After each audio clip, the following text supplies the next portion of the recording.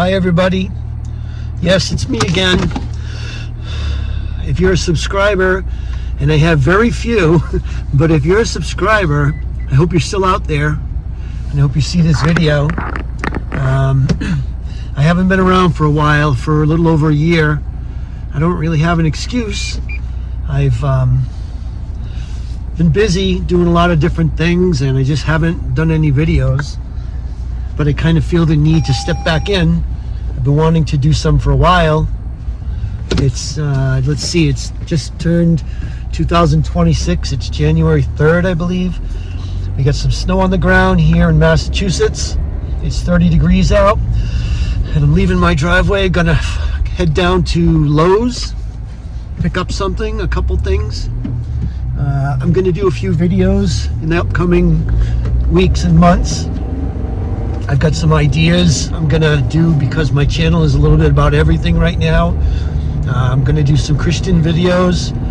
I'm gonna do some home project videos, and I'm gonna do some retirement videos because I'm about, I'd say about a year, within a year I'll be retiring, within about the next 6 months really.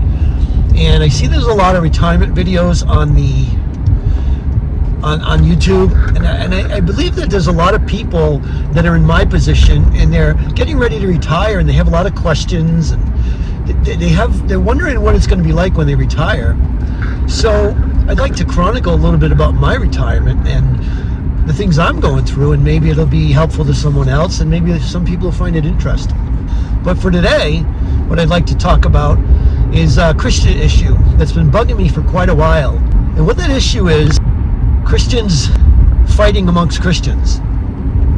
And I came to the conclusion, talking to my brother the other day, that Christians are their own biggest enemies. You know, I think Christians are doing more to destroy Christianity than any other group out there. And the proof is just look at the arguments that are everywhere. I watch YouTube every night. I don't have cable TV. I watch YouTube because it gives me everything I need. You know, with the internet, you can do streaming, and I don't pay for any streaming either. But on YouTube, I watch videos every night on different topics that I'm interested in. I watch videos on Christianity and different things. And what I've found is there are so many Christian channels, or so-called Christian channels out there, where people are bashing each other because they don't believe exactly what the other person believes. And I think that's doing so much damage to the world of Christianity.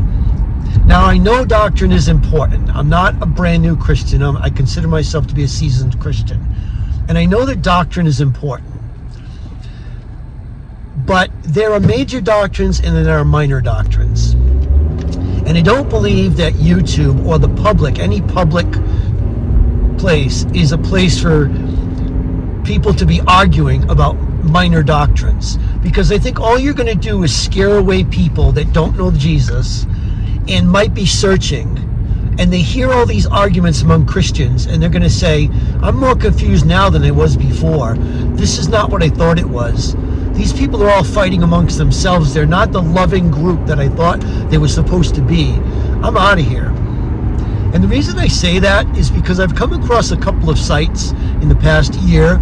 One of the sites I came across, and I don't want to get involved like these people, so I'm not going to mention the sites or the names or anything, but I came across a site and I saw the headline, and it showed these so-called preachers that you shouldn't listen to. And I looked at it and I said, that's interesting. And a lot of the preachers I've recognized, and yes, they are way out there with false doctrines.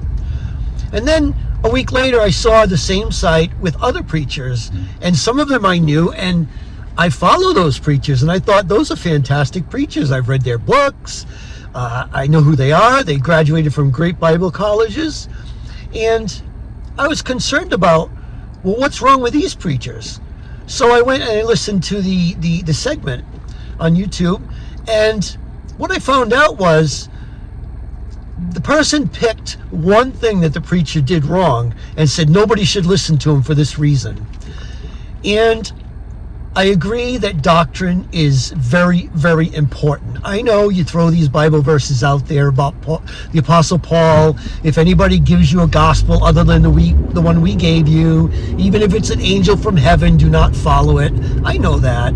I know how important it is. The Bible is the unadulterated word of God, never to be added to, superseded, or changed. Yes, I'm not downplaying the importance of doctrine. But in my view, if there's a preacher out there that's preached for 50 years and led hundreds or thousands of people to Christ, within a 50-year period, he's probably going to have said one thing or several things that might be inaccurate or you might disagree with.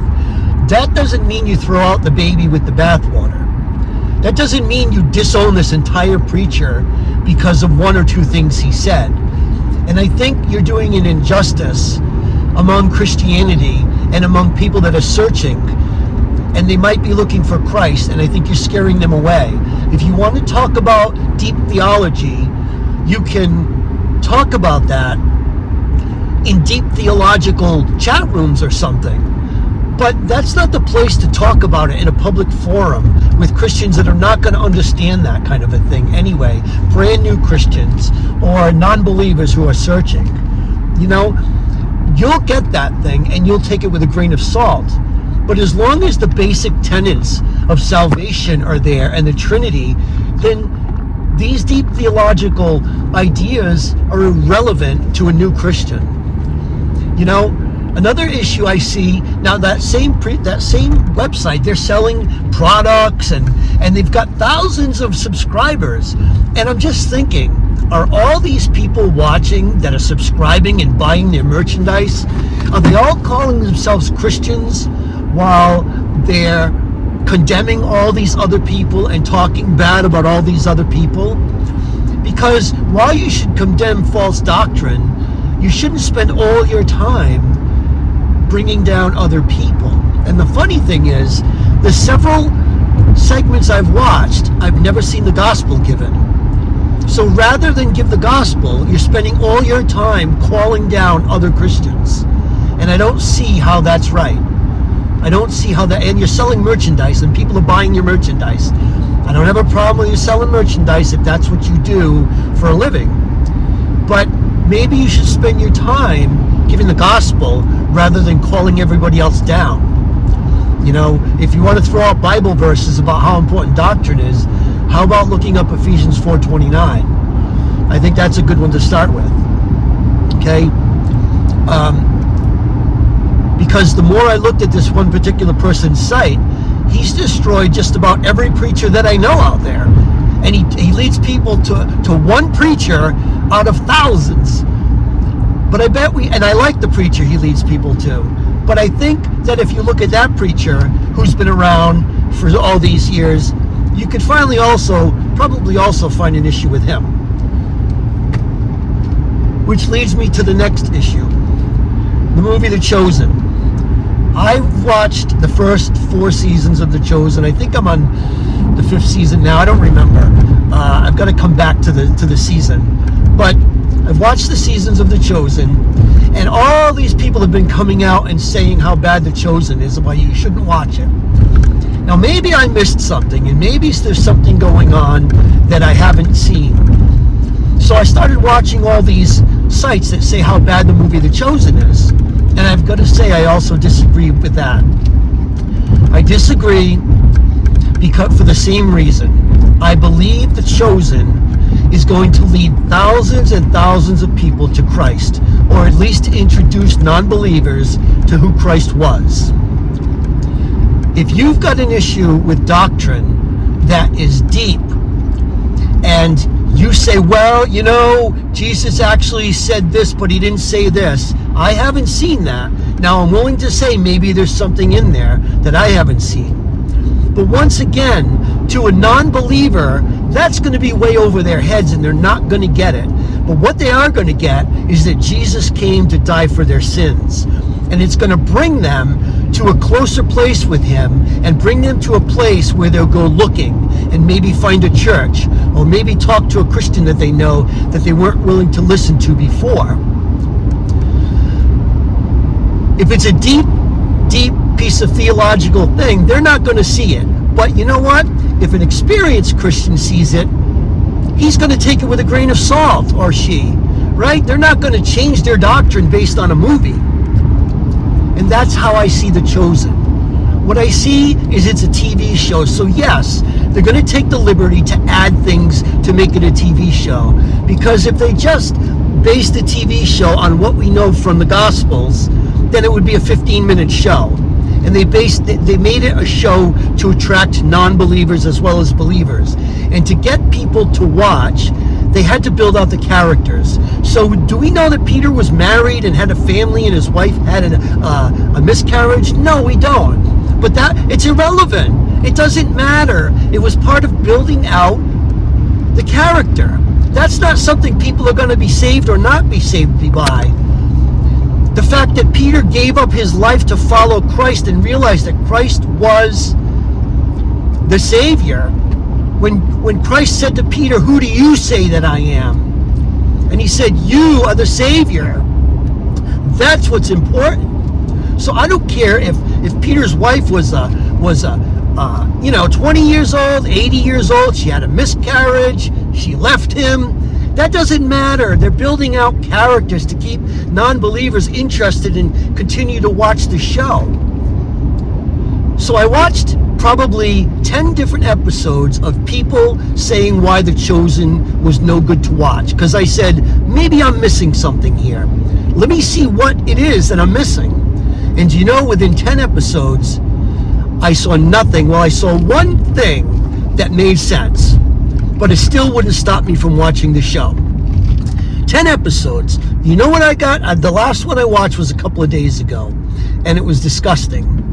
And I'll tell you why it was disgusting, and it goes back to Ephesians 4:29. It was disgusting because the person supposedly had, I'm going to give you 6 or 8 reasons why you shouldn't watch the show. You know what he said? That Dallas Jenkins is friends with a Muslim. What does that have to do with the movie The Chosen? Absolutely nothing. That has nothing to do with the movie The Chosen. Don't you have any friends that might be from another nationality or another religion, right? Don't you have any friends that might have been arrested at one time? Does that mean you're a bad person? Does that mean that any good deeds you've done in life are negated because of that? Okay? Reason number 2, he's friends with the Catholics. What does that have to do with The Chosen? If he's put out a good product that's bringing people to Jesus, what does it matter who he's friends with?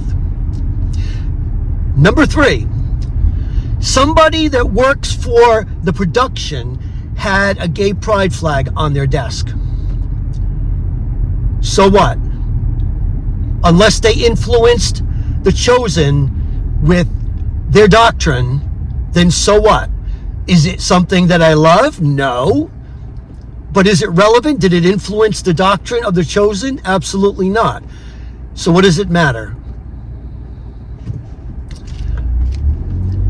All 6 of his items, I'm trying to think of the other ones, were basically had nothing to do with The Chosen. Oh, Dallas once made this statement that I will never stop being friends. We're all similar in religion. Maybe that's not, all our beliefs are similar, we're all Christians. Do I agree with that? No.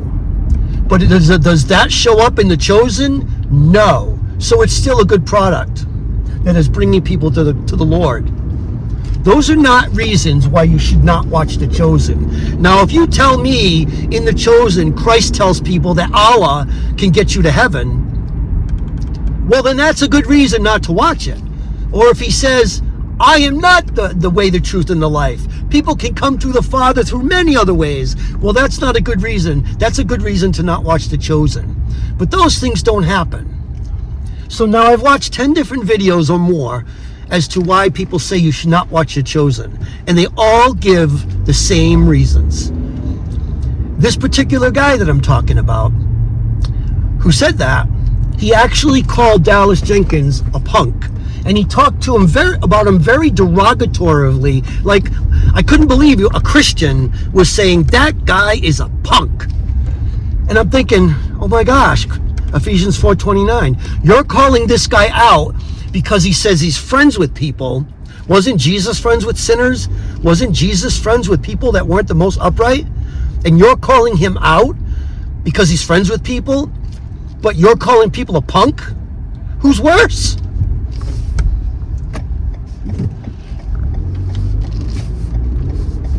Right? I don't know. That disgusted me about that video. Now, another video I watched, the only part somebody said that made sense was when Jesus looked at, I believe it was Matthew, after he'd given a sermon, and asked Matthew if he thought he did the right thing or what he thought about what Jesus said. Now, granted, Jesus didn't care what Matthew said. Jesus knew whether he did the right thing. So Jesus wouldn't be asking Matthew for advice. However, it's a show. Jesus could have been asking Matthew, so he wanted to know if Matthew understood what he said. There could have been really different reasons why he asked Matthew. He asked his apostles many questions during the time of the show. Not so Jesus wanted to know if he did the right thing, but so they would know what he was talking about. Like when he asked Peter, who do you say that I am? There are many times he asked the apostles questions, not because he was questioning himself, but because he was questioning them. Well, I made it to Lowe's, and I think it was just in time, because these are a couple of things that have been really bothering me about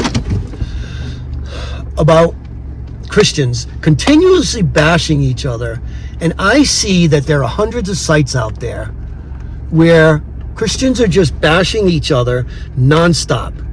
They're bashing each other, and no matter who the preacher is out there, or the non-preacher, who, like me, who's just trying to tell people, lead people to Christ, all these other people jump on their site who call themselves Christians and tear him apart because of one thing he said or another thing he said, arguing about a piece of doctrine that he might have used. And I'm thinking, why not use your platform to lead people to Christ instead of tear other people down? Do you think you're doing God's work by continually tearing other people down? And once again, I'm not denying the importance of doctrine. I believe doctrine is incredibly important. It's absolutely essential. But someone who has absolutely no doctrine needs to hear the salvation message. 5-point Calvinism, or infralapsarianism, or the tulip theory, or preacher rapture is for theologians and people that are mature Christians. A new Christian does not need to worry about that. They need to worry about the salvation message. And there are so many Christians out there, or people that are claiming to be Christians, that are spending all their time destroying other Christians on points that are irrelevant to non-believers.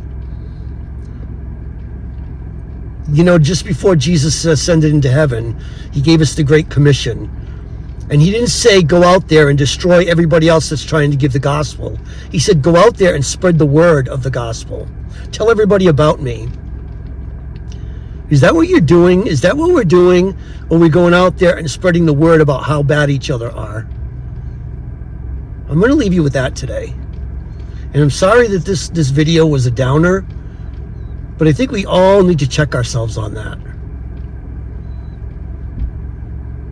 Once we are saved, then we can look up the particulars. But you got to get in the door before you go up the stairs. God bless everybody.